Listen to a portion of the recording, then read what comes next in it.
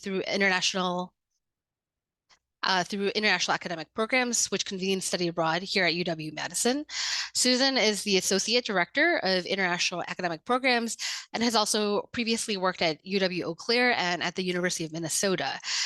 Her professional interests include diversity, equity, inclusion, advising, curriculum, integration, and training.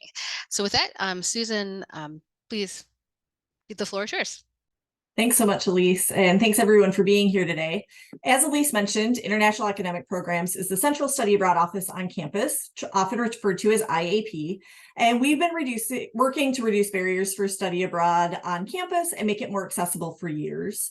Along with the other study abroad offices on campus from the School of Business and the College of Agricultural and Life Sciences, we've created a commitment to diversity that can be found on each of our program pages and on our About Us page. In that commitment, we state that we work strategically to identify, address, and remove barriers that may prevent participation and to provide a welcoming and inclusive environment for students. Our staff actively engages with students, faculty, and staff from diverse backgrounds and prioritizes the continuous development of our knowledge and cultural competence. We also recognize the importance of increasing access to study abroad for historically represented student populations. We're committed to diversity and inclusion so that every student can engage with and understand their identity through a new lens and continue to develop and make progress on their personal, professional, and academic goals. IAP is part of Diversity Abroad, which is a professional organization that seeks to advance diversity, equity, and inclusion in and through global education and exchange. And so we want everyone in our office to be talking to all students about identity and to be comfortable answering any question that a student may pose or know the resources to go to be able to answer that question. We also take a very strengths-based approach to our work when dealing with students. And so I'm going to highlight some of the tangible steps we've taken because words are fine, but action is very important.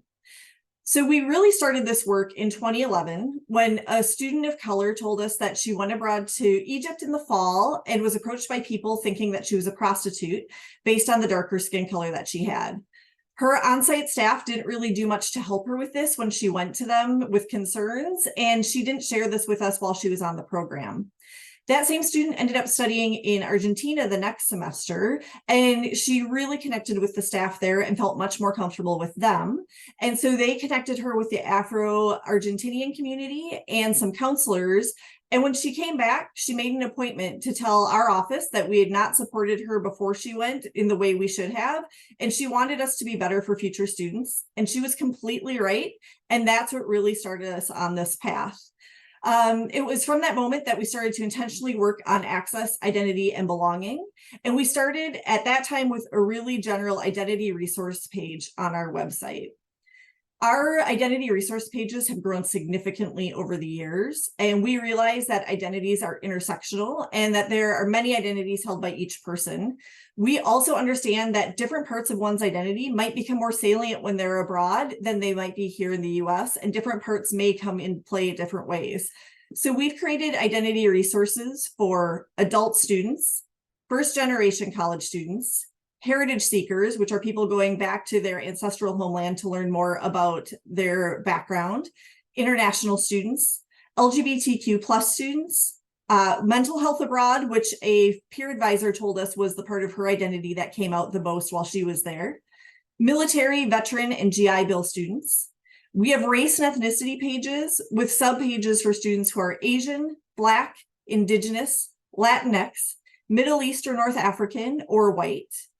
A page for religious diversity abroad, one for students with disabilities, transfer students, and women travelers. These pages have all been created in conjunction with offices that serve these students. So we worked really closely with Sam's office for the international student page, for example. And we also have been able to add in student experiences and voices through questions answered in our different program evaluations. Our program evaluations are one way where we get a lot of great information from students of how their identities are impacting them while they're abroad. We ask students if they are willing, this is an optional question, to self-identify on their program evaluation about their personal identities, how those identities have impacted them while they're abroad, and any advice they would have for students who similarly identify. Students also have the option to say if they want their comments shared publicly. And so we look at that information. And then if they do say we can share it publicly, we add in specific advice or experience to the identity pages. We don't ever share the student's full name, and we know that even if you similarly identify, you won't experience things in the exact same way. And that's one of my favorite things about using this from the program evaluations, is we'll sometimes have contradictory experiences from students in the exact same location who identify in a similar way. But it provides more nuance to the pages and allows students to start thinking about what they might encounter on site, which I think is really crucial in their planning.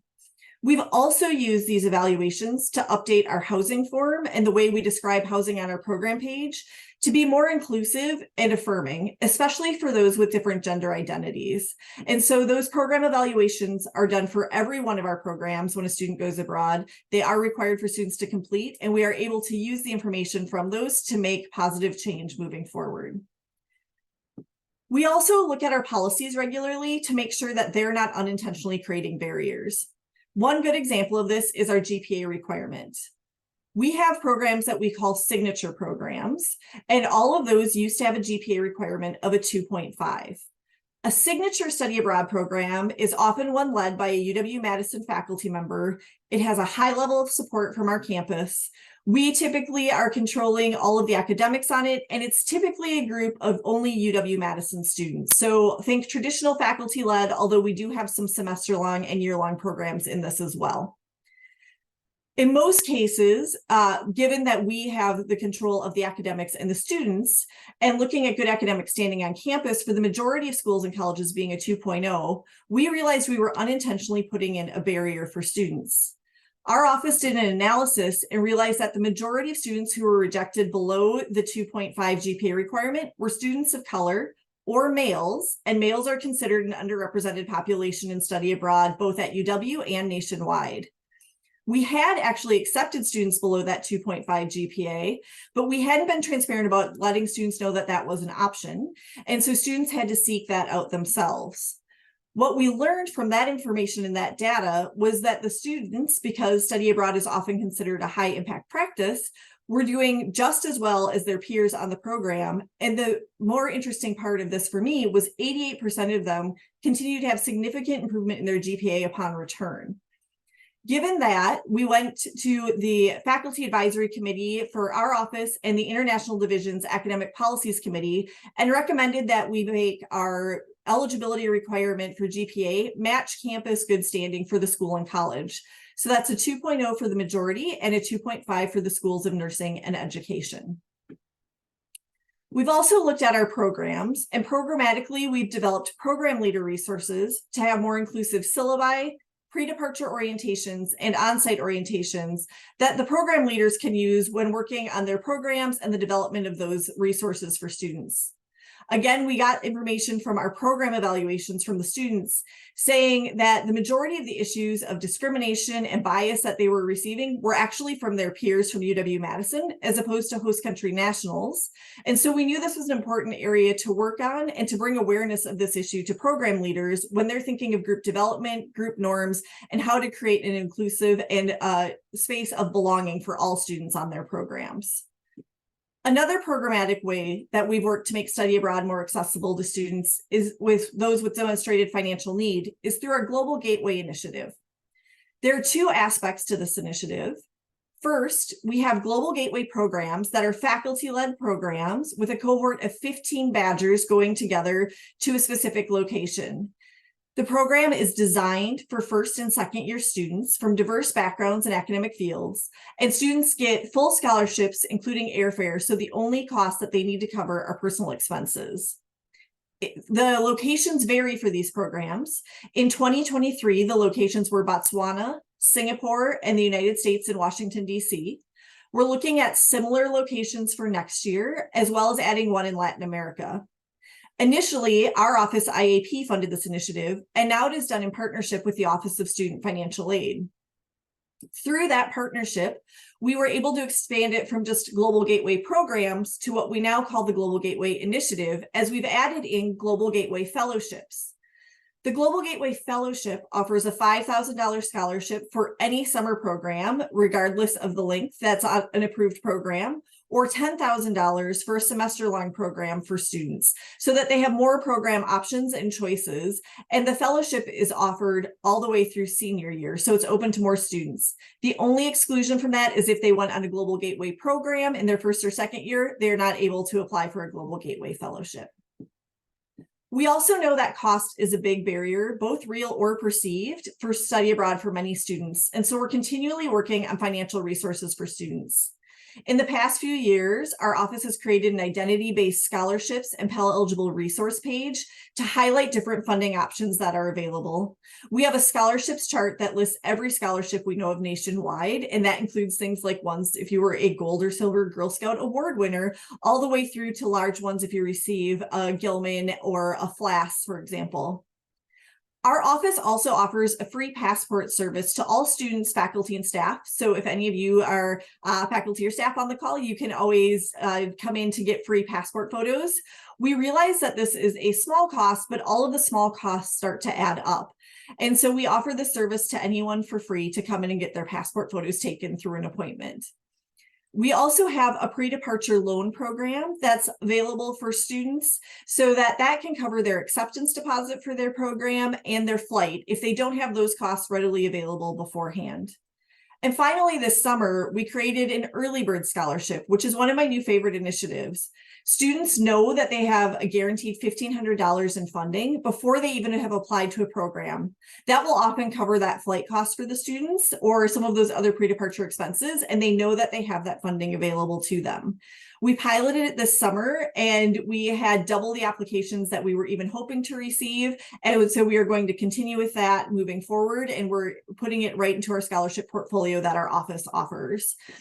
I would love to see it grow even more with different options there, and I'll talk about that a bit in a minute. Finally, this work is not done alone by any means. We have an access committee in our office made up of folks from International Academic Programs, the School of Business Study Abroad office, and the Cal Study Abroad office. Through that group, we've also created a campus liaisons group or committee where we have a designated study abroad staff member who works with key offices on campus who work traditionally with underrepresented students or who may be serving students in populations that might need extra help with different things. Within that liaisons group, we co-sponsor events, we share updates, and we make updates to those resources that I've shared to make sure that they're accurately meeting the needs of students now. We really want to make sure that this is all dynamic and always ever evolving as the needs of students are changing as well too. While there has been a lot of work done, there's still a lot of work to do. Our team is in a constant cycle of learning and unlearning. And so we are constantly questioning the way we do things, why we do them that way, and if they need to be done that way with all of our policies and procedures.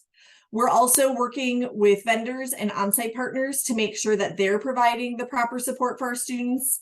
In conversations with a few of them, one has, in addition to talking with us and others, has completely changed the way that they're doing funding. And so they have guaranteed funding up to $7,000 for students with no or with a zero EFC or estimated family contribution. So our highest need students, all the way down to $2,000 based on their need. And that's a guaranteed scholarship for any student going on that program. And we are in constant conversation talking about the needs of Wisconsin residents, especially with our providers, and how that they can be meeting their needs as well.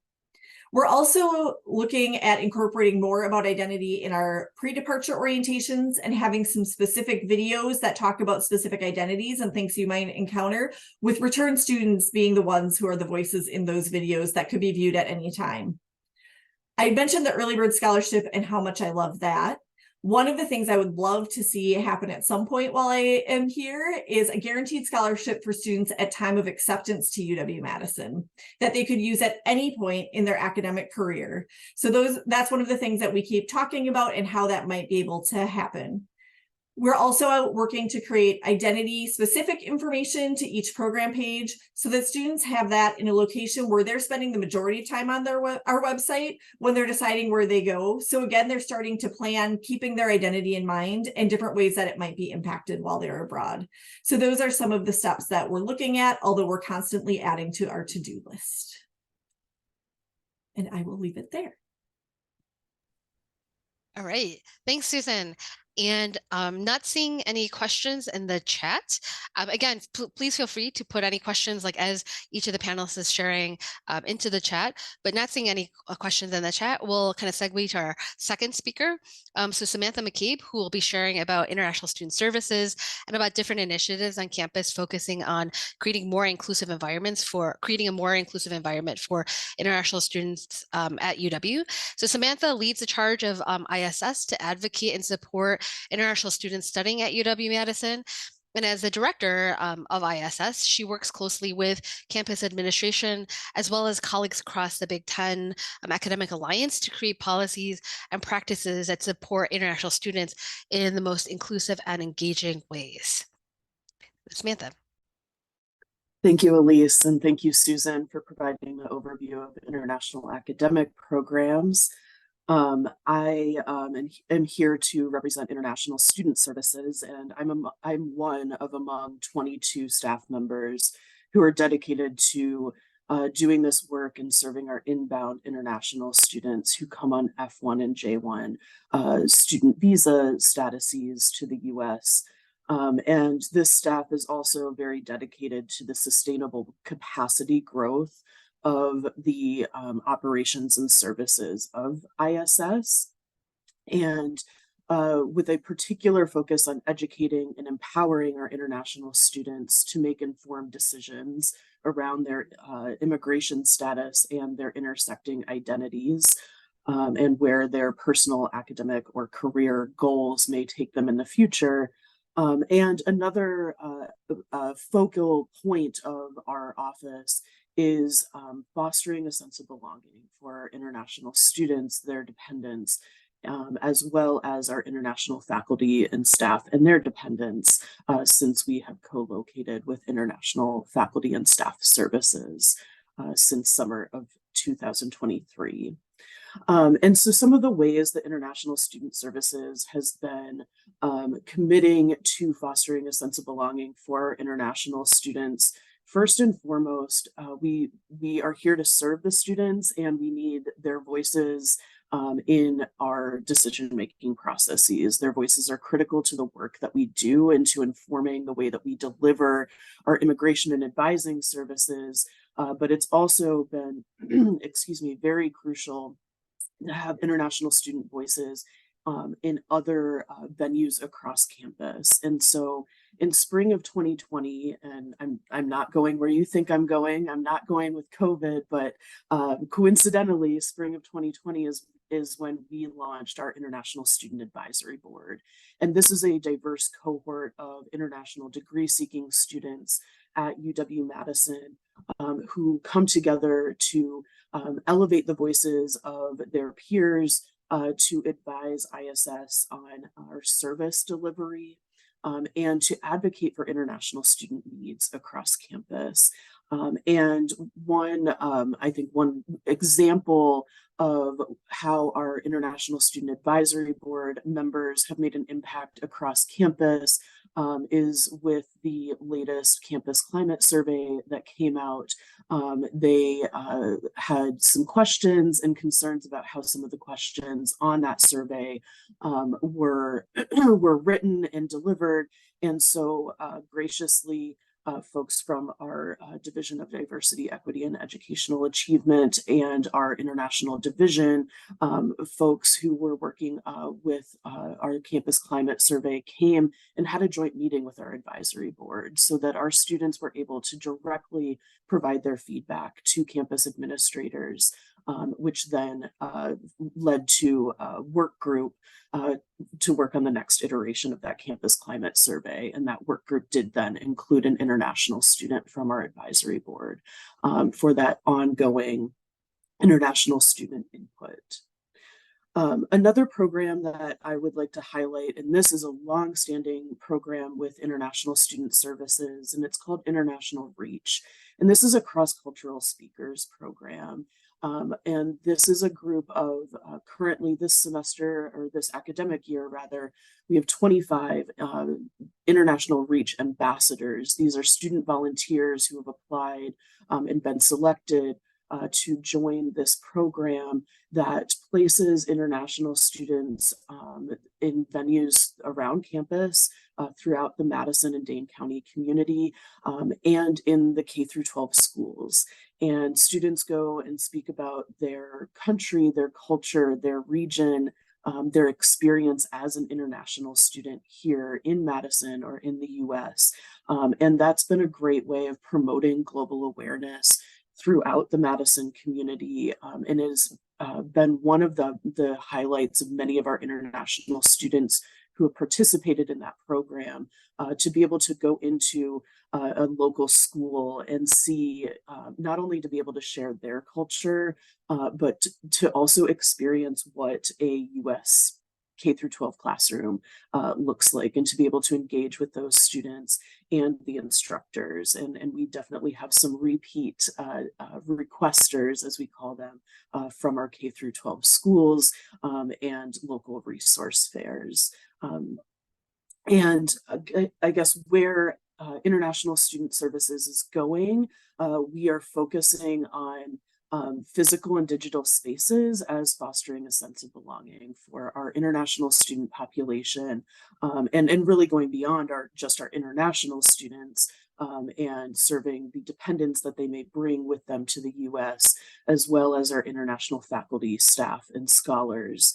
And in summer of 2023, International Student Services and International Faculty and Staff Services physically co-located in a new location. And this location boasts an international community center. I keep joking that it's the first ever, but I'm not 175 years old like the university, so I cannot make that guarantee, but the first known to me in a decade.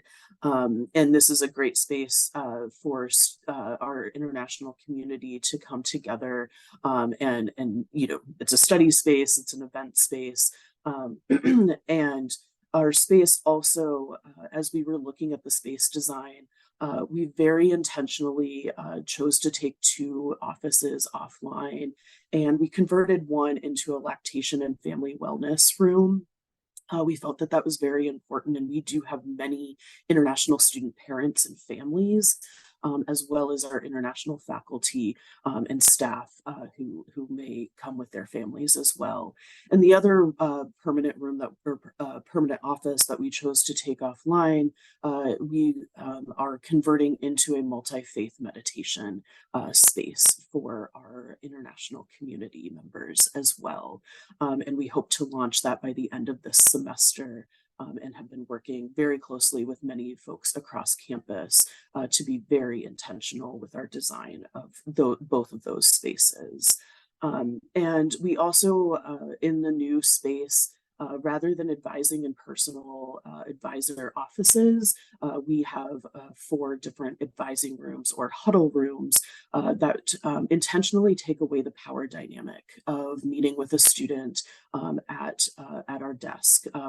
We work with a lot of federal immigration regulations, and there's a lot of power that comes with that knowledge and that advising. And so that's one way that we're trying to remove that power dynamic that we as advisors or professional staff members might come into that space with an international student who is already maybe feeling a little bit vulnerable, or is facing additional barriers that their US peers do not have to face with US immigration regulations. So space management is definitely on the horizon for us. We've opened these spaces, and now we have the fun challenge of figuring out how to operate these spaces in a fair and equitable way, while creating safe and inclusive environments for our international community to thrive. And I'll leave it there. Thank you. Great. Thank you so much, Sam. Our third speaker is Dr. Farhan Saeed, who will provide insights into global DEI and higher education broadly, and also highlight some of the work excuse me, that he's facilitating here at UW. Farhan holds a PhD in language equity and educational policy from Oregon State University, and his research interests currently focus on Muslim identity development and how Muslim students navigate and construct their religious identity at university and college campuses. So welcome, Farhan. Hi, thank you everyone. I wanted to say thank you everyone for taking time to being here today. My name is Farhan Saeed. I use he, him as pronouns. Thank you, Susan and Sam, for sharing, wonderful information that they're doing in their respective areas. I want to just share with you all what global DEI is, and then also provide that context around how does that look like in higher education. So global diversity, equity, inclusion really is an inclusive approach that focuses on creating environments, systems, policies that really respect and value DEI. It really is focusing on ensuring equity and fostering inclusion on a global scale. So this concept extends beyond individual countries, universities, and colleges, and acknowledges that the interconnectedness of the world and really emphasizes the importance of addressing DEI in a global context. Now, when we think about global DEI in higher education, we have to realize that it's multifaceted. It's an evolving concept that's ever changing, but that also plays a really crucial role in shaping, future academia and society as a whole. Now, DEI efforts in higher education institutions really are aimed to create an environment where people of all backgrounds, cultures, identities are respected, valued, and really provided an equal opportunity for learning and advancement. So when we think about global DEI in higher education, there are some aspects that I think are really important that we have to discuss when it comes to that. And so I want to address a couple of those with you all. One is around access and representation. That's a really fundamental aspect of DEI, is to really ensure equitable access for all students, regardless of their socioeconomic background, ethnicity, gender, and other characteristics and identities that individuals hold. I think this includes addressing disparities in enrollment, financial aid, and support services. With the DEI efforts, it's really seeks to increase the representation of underrepresented groups among both students, faculty, to really reflect, the diverse global society that we live in. Another aspect that I think we need to really focus on when we think about global DEI and talk about is around curriculum and pedagogy. So when we talk about what does a DEI focused curriculum looks like, it's really focusing on including those diverse perspectives, authors, voices in those course materials to really foster an inclusive classroom environment, especially when we think about the work that we do within the international vision and the touch points that we have.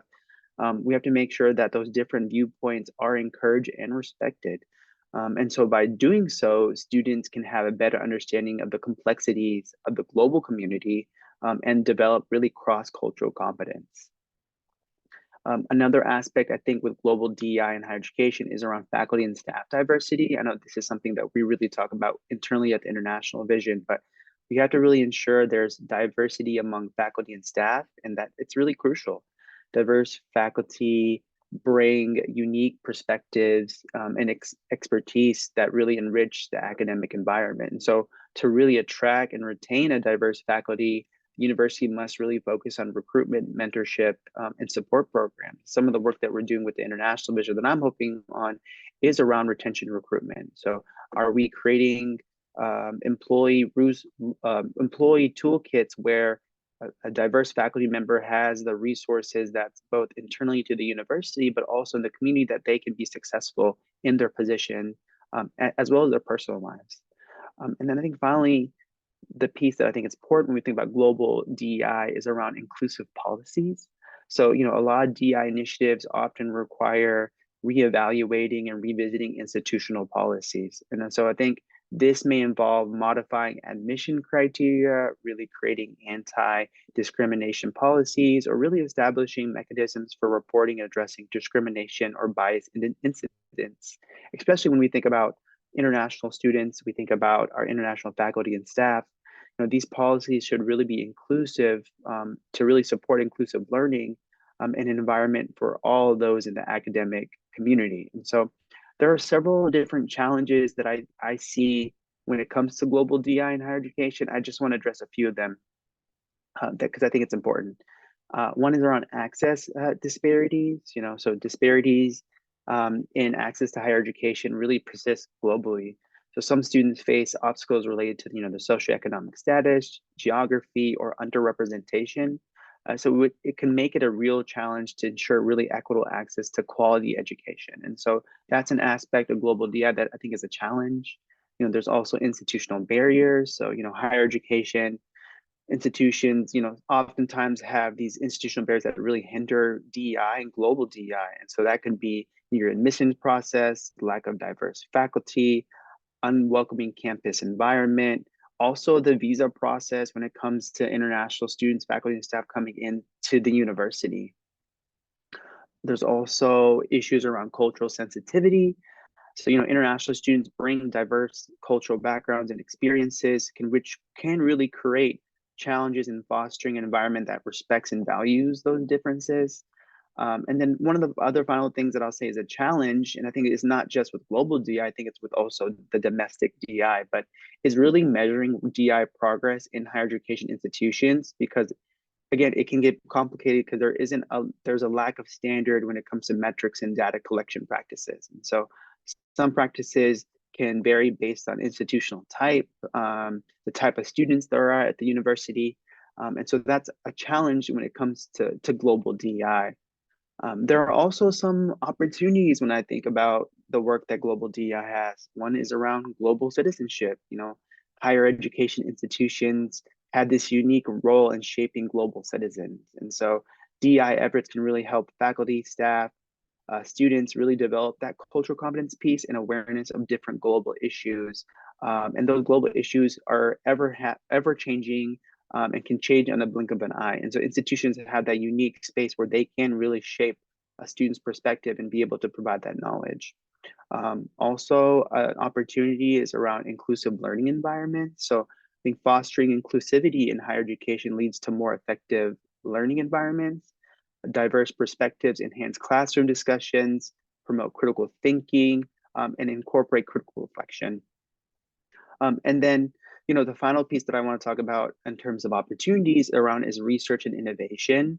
With the diverse academic communities, it can really encourage research and innovation by bringing together a wide range of perspective and ideas that can oftentimes lead to breakthroughs in various fields that are connected to diversity, equity, and inclusion. Some of the work that I've been doing at the University of Wisconsin-Madison with the International Vision has really identifying really what are the strategic areas to focus on when we think about global diversity, equity, inclusion. And so some of the work that I'm focusing is around policy. How do we develop internal, external working policies? Focusing on education, being able to train faculty, staff, and even our students to really focus on doing these trainings with an anti-bias and anti-oppressive lens that incorporates critical reflection.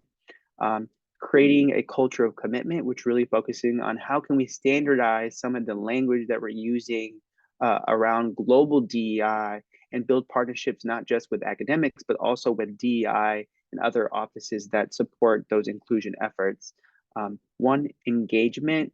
How do we engage people in this work that not just in the walls of the university, but the communities that we serve? And the international division actually has a touch point where we have global partners that we interact with. And so having to be able to build that. And then finally is around capacity building. How do we build the skills, the knowledge, the expertise of our stakeholders around global DI so that way they can be able to do that within their specific areas and programs. And so one of the ways that I've been able to do the education piece is around our event, the Conversation Cafes, which we just had our inaugural one, which we had Dr. Ashley Glean talk about domestic DI versus global DI and really bridging that gap. And so the Conversation Cafe's purpose is really to create a space where members of the university community, the international division, and community in general can really unpack topics of DI, global DI, and how they show up in our current society. And so the purpose of that is to really create a culture of curiosity and social justice engagement by really challenging those societal norms, especially when you think about global DEI. So that's some of the work that I've been doing, some of the strategic areas, and my thoughts around global DEI in higher education.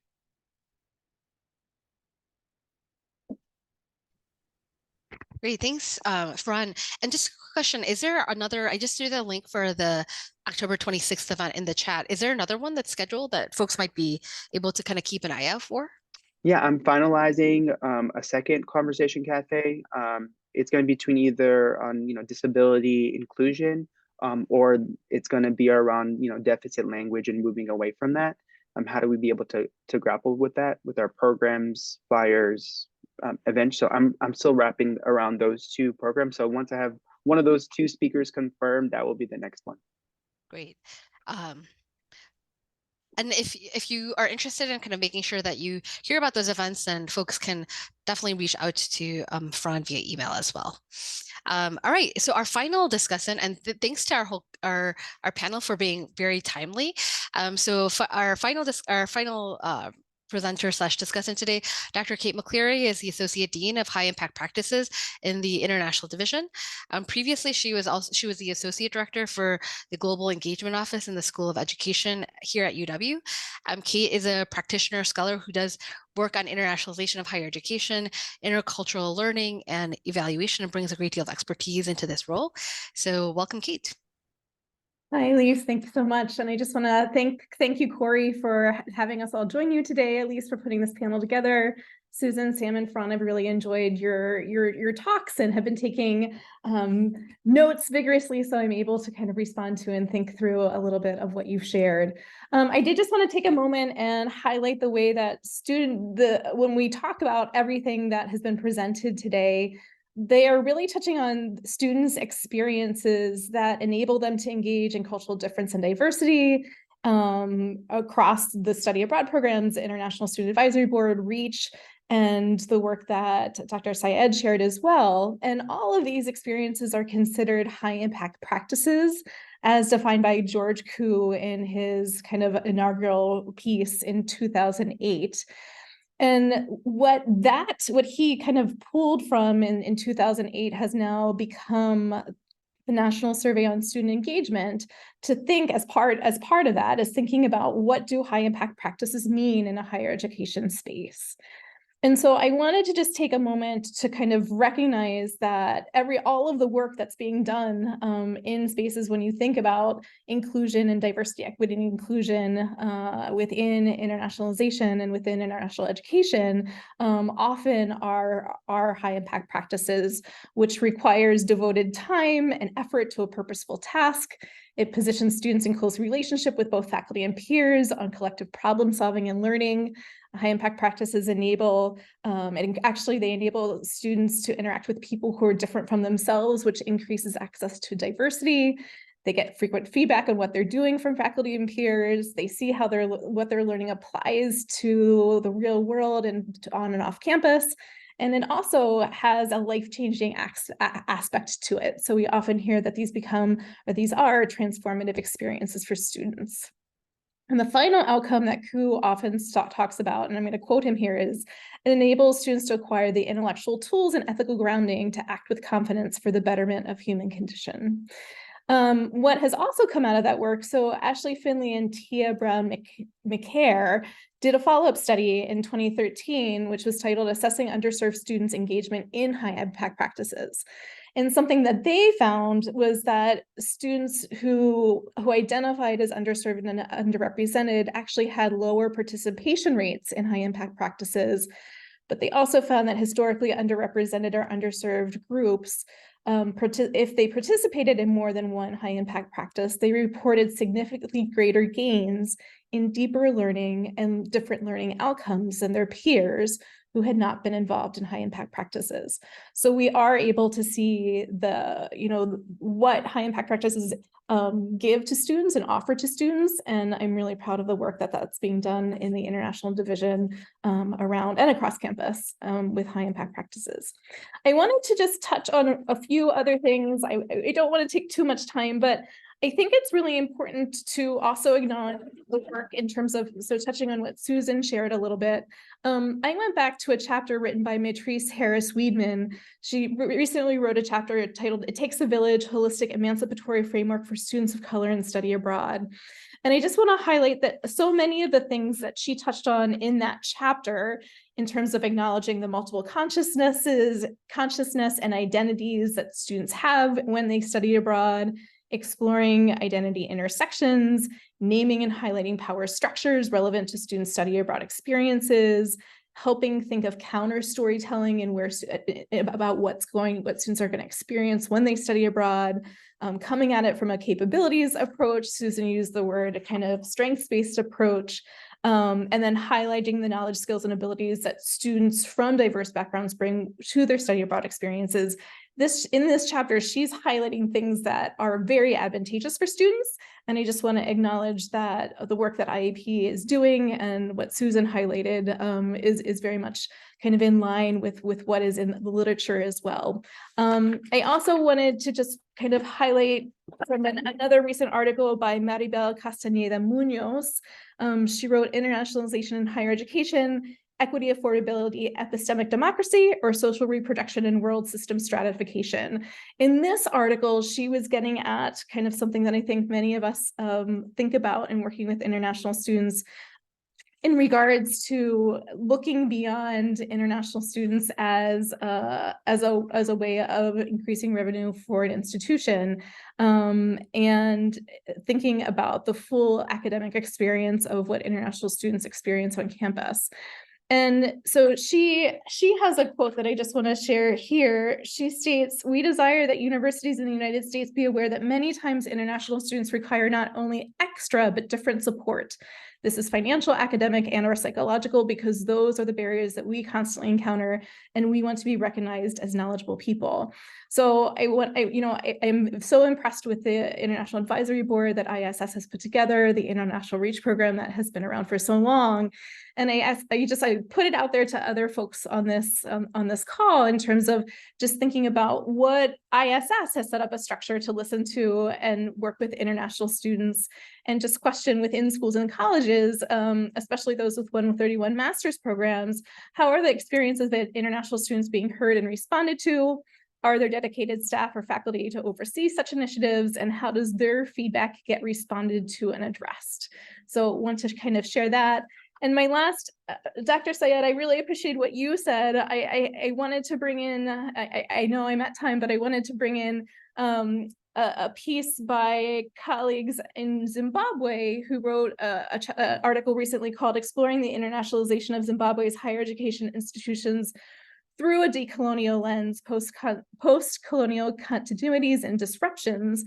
And in that chapter, I think that some of the things that Dr. Syed brought up in regards to issues of partnership, in regards to relationships, values, social responsibility, social justice, they highlight a number of things that I think are important for institutions to consider in building relationships and building partnerships with colleagues in different countries. So I wanted to kind of give homage to the high impact practices and the importance of those, and seeing the great work that's done with those, and also situate some of what all of my colleagues have brought up in relation to some of the literature right now. And at this point, I'll turn it back over to Elise to moderate Q&A. Great, thanks, Kate. We have about 10 minutes, and so if I don't see any questions in the chat, but if folks have any questions for our panelists here, kind of following up on any of the points that they have, points or programs or initiatives that they have shared about, or comment or comment, please feel free to either throw that into the chat or put your video on or use the hand raising function to ask any questions.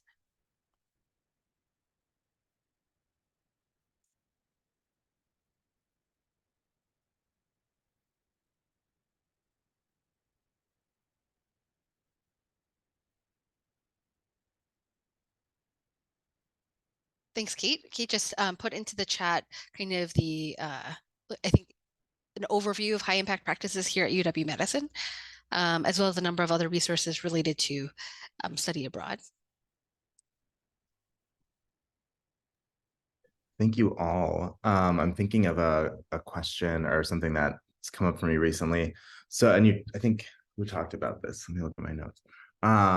Susan, I think, was talking about this, about like preparing students. Well, so like focusing a lot on today's talk, obviously, on preparing students of color for different situations of bias that they might run into. I also work with a lot of like white students who are doing international engagement or doing international research, like community engaged research, and thinking. And we've been in conversations. I've been in conversations with a few grad students who are talking about trying to think like what role the Morgan Center can play, and we're interested in that and also aware of our capacity. But so like what would that look like, I think, for you all, or whoever feels like appropriate to answer this question, like preparing, I guess, majority students for like international engagement in the same way that like we're often here at the Morgan Center trying to prepare students to engage in those community engaged experiences rooted in equity and reciprocity sorts of things. Just curious, like what that looks like, how that looks different in an international lens. I'm happy to start with an answer for this. So that's one of the reasons why within the race and ethnicity subpages, we actually have one for white students, because I think if you're in the majority here in Madison, you don't always think about what it might like to be in the minority somewhere else. And so often going abroad is the first time that students are experiencing that, or just seeing a lot of different diversity in other ways, depending on the country they're going to. So we talk a lot about that. We also there's been a lot of research and literature done on like white saviorism going into developing countries and doing different things. And so where your role actually is, and the importance of listening to the local community, so that you're not doing harm or going in thinking you're going to solve everything, but that you are actually being a learner in those areas too. And I think that's where reflection really comes in well. And there needs to be a lot of talk and conversation about that so people can unpack what they're experiencing in the moment as well too. So those are a few things. One of the biggest things for us though with the identity resources is we want it to be for everyone to be thinking about, because everyone's identities are going to come out in different ways when they're abroad. And so then thinking through what you will do with that and how you will be interacting with people in the local country. And then one of the other things we do with group dynamics for faculty-led programs is just talking about, if you're seeing something happening to a classmate who is being discriminated against for whatever reason, reaching out to them, making sure they're okay, checking in, and either doing bystander intervention or just checking in with the person and not just ignoring it as that's happening, because that was something we heard a lot with students were feeling very isolated when things were happening to them, but not a white peers, for example. So those are a few of the things that I would comment on there. And I would just like to kind of add on that, our international student population is really diversifying that global experience here locally on campus. And it can also be a great resource for our majority students who might be preparing to study research or work abroad. And so I just wanted to highlight a few of the different programs that our global engagement team puts on that really are open for our entire campus community, and our initiatives that have an underlying mission of connecting our international students with our U.S. domestic student population to promote that cross-cultural awareness. And one of those programs is called Practicing English and Cultural Exchange, or PEACE. And PEACE is a no credit, low stakes English conversation opportunity every other week. And we have seen a rise in attendance in that, even amongst some of the the spouses that come with our international students and faculty. We also have Global Cafe, which is co-hosted by a registered student organization, also every other week, with the opposite weeks of PEACE. And Global Cafe is also open to everyone on campus, and is a good way of engaging with a registered student org that has a global focus, and they'll put on a certain event, activity, or discussion, and of course there's food and beverage that's appropriate to that topic. And the last one that I would like to plug is our International Peer Mentor Program, and this is it just launched this semester. but we have a group of mentors that are both US and international students, and then they're paired with a group of mentees who are new international students at both the graduate and undergraduate levels. And so this is a wonderful opportunity. Actually, we had way more interest from graduate students this year than undergraduate students. Especially in terms of wanting in terms of our mentee population. And so if you're working with graduate students, who are preparing to study or research abroad, and they're looking for that mentor experience with new international students, that's a really great way for them to be connected. So thank you.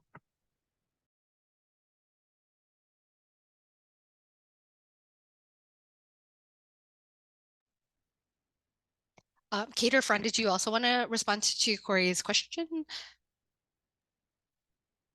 I was just gonna throw out there, I think that's a great question, Corey, and I think it's important to think about. I think that work in this area, I think of Layla Saad's book in terms of it's called Me and White Supremacy, Combat Racism, Change the World, and Become a Good Ancestor, right? Like, so I think of like the different 21-day challenges out there that are anti-racist challenges that are bringing people to think about kind of their own positionality.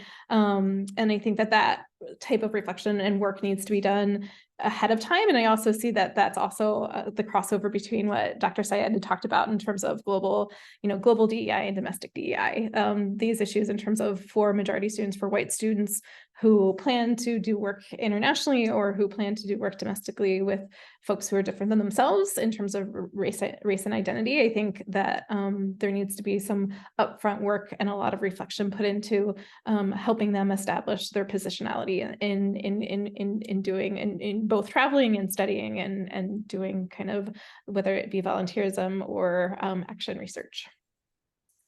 The only thing I'll just add is just emphasizing the critical reflection piece and how important that is. Change doesn't happen when we're attending an event or like reading something. It's really when we're reflecting on that. That's when you have those aha moments. And so I think being able to structure critical reflection in all aspects of someone's, their work before they go somewhere, whether they're going to a different country or whatnot. So I think there has to be that focus on that. So that way that white savior complex doesn't kind of come out. So I'm just a big proponent of the critical reflection piece, and there actually are ways to intentionally do it right. And I'm happy to share those resources if anyone's interested.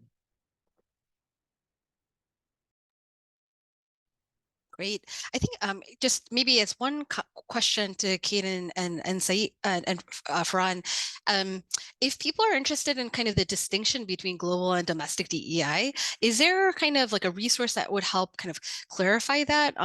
Just kind of provide a broad overview in terms of like what the distinctions are, some of the frameworks, etc.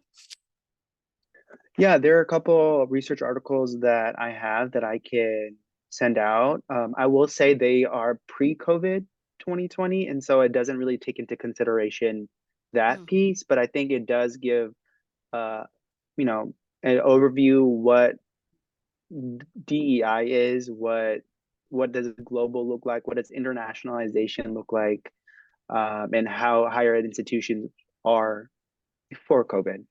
I'm happy to provide that. And I can drop it in the chat, actually. Let me pull it up and drop it in. Great. And if folks want to email Fran, I just threw his email into the chat as well. Kate, did you have any? I just want to say, Fran mentioned pre-COVID. It was also, George Floyd and his murder really changed. It changed the world in so many ways, but it really changed the conversation in international education. And I think that has been a really big turning point in terms of thinking about global DEI and domestic DEI kind of in conversation with each other. And so I think that's coming out more in NAFSA or the forum or other professional associations. I think there's work being done in those spaces now around this. Susan, I don't know if you would have any other things to share, because I know that your work with NAFSA as chair something important. The education abroad also- knowledge community. Thank Yes. you. Yeah. And there's a diversity and inclusion subcommittee within that. So yeah, there's lots of different work being done within both NAFSA, which is the Association of International Educators, and the Forum on Education Abroad, is the organization that has been tasked with standards for education abroad programming. And so they both are doing lots of different things there. Great. Oh, and then also Sam has put in a new report from IIE.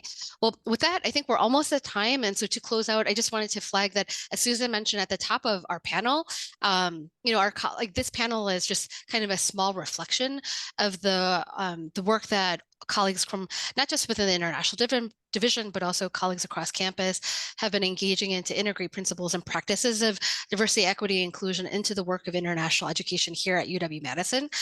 However, I just want to flag that as we observed in the Wisconsin and the World Book, there is a relative silence in terms of how we across the international division are engaging with the Native nations in the state of Wisconsin, and how Indigenous students are represented in the work that we are also doing. So this remains an area of further work as UW does occupy the land that the Ho-Chunk have called Tejob for time in memoriam. And as the International Division also as part of campus contributes to the further development and commitment of our shared future. On that note, I just wanted to also flag that there is going to be a ceremony on November 7th celebrating the Ho-Chunk banners, which were commissioned for the 175th anniversary. This is going to be on November 7th. And so hopefully folks will be able to join in on that event as well and continue this discussion. Thank you to our panelists for their time. So please join me in putting up the virtual hands, and thank you for your time.